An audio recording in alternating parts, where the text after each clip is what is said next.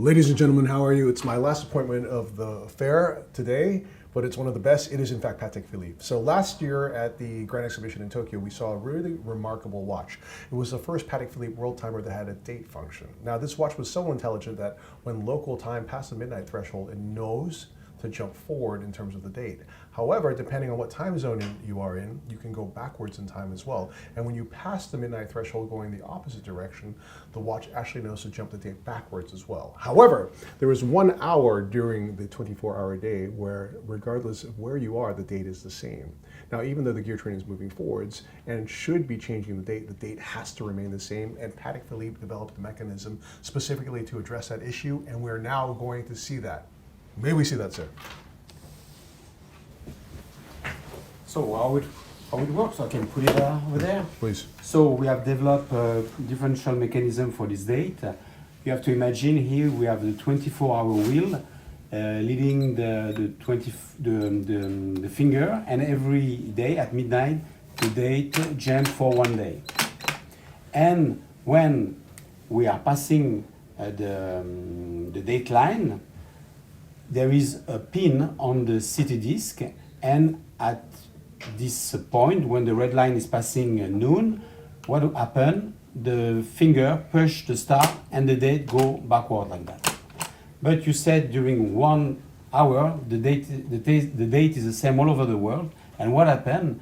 Because it's a mechanical watch, and thanks to the differential, when we activate the two fingers, this date stay in the same position. Oh, sorry. Like that. And that's because of this differential. Because of the differential, you can see the differential is moving, turning all around. That's incredible. So the reason why we're explaining this all to you is we would now like to present to you the 5330G. Now this is the watch with exactly that function. You can look at it. I'm going to put it here, and you can look at it in close-up. It's in white gold with this beautiful checkerboard pattern in the center of the dial. And look at that date indicator. Well, actually, it's hard to look at the date indicator because it's actually mounted on glass, which is then soldered to the cannon pinion. And when I asked Philippe Barat, who's the Mr. Plexiglass and this genius that works here at Patek Philippe, how did you solder glass to a cannon pinion which is made out of metal? He said, very carefully. Is that correct, sir? That's correct. Yes, okay. And so you'll see that this watch also comes on this beautiful denim strap, because denim is, of course, very cool. I'm wearing jeans, and you can see that this also gives the watch the capacity to be worn in both a kind of sport casual mode and also in a little bit more of a formal mode. It comes with a calf strap, of course, as well, right? Yeah. So the next watch we're going to look at is the Patek Philippe 5520RG. This is a rose gold travel time alarm watch. This actually is a watch that continues the family of this watch, because the platinum watch with the black dial still exists in the collection. It is actually, strictly speaking, a two-tone watch. Can you guys figure out where the white gold is placed? Come closer. Actually, I'll put it to here. It is only the tubes of the pushers that are actually executed in white gold, and I love the subtlety of that. It is beautifully complemented by this dial. It's a sunray finish dial in two tones as well, in kind of a slate gray with hints of brown to it, and then it's got a black minute track, and also black subdial at 6 o'clock. We're going to go from there to the 5160, and this replaces the white gold version that was launched in 2016. It is a perpetual calendar with retrograde date, but look at the lavish decoration, the use of handcraft there. It is hand engraved on the bezel, the pushers, the bezel, the case back, the lugs, the screws. Let me show you that. It's actually extraordinary as well. Next up is at the 5236P, and check that out, is Patek's famous inline perpetual calendar that was launched in 2021 in the middle of the COVID pandemic with this beautiful blue dial, and now it comes in a salmon execution with this lovely platinum dial. Sorry, platinum case, excuse me. Next up is the 5396G. It is a white gold annual calendar watch with this beautiful blue gradient dial. This was actually the same dial that you saw in the previous version, which was in rose gold. Check out those amazing baguette markers.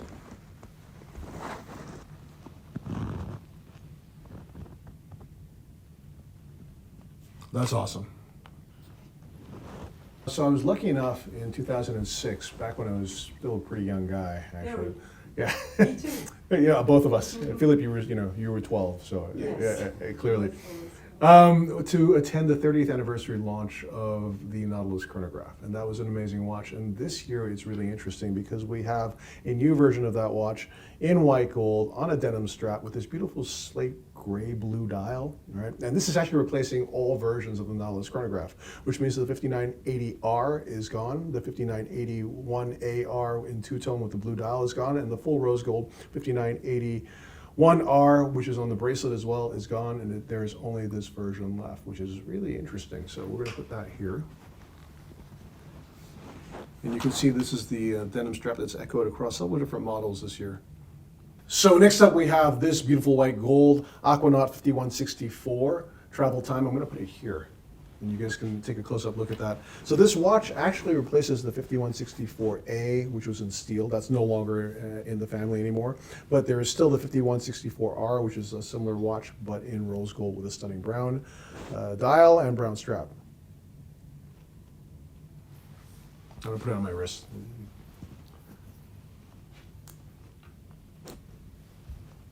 It's great. Could suit you better. It actually kind of goes with what I'm wearing. Yeah. Fantastic.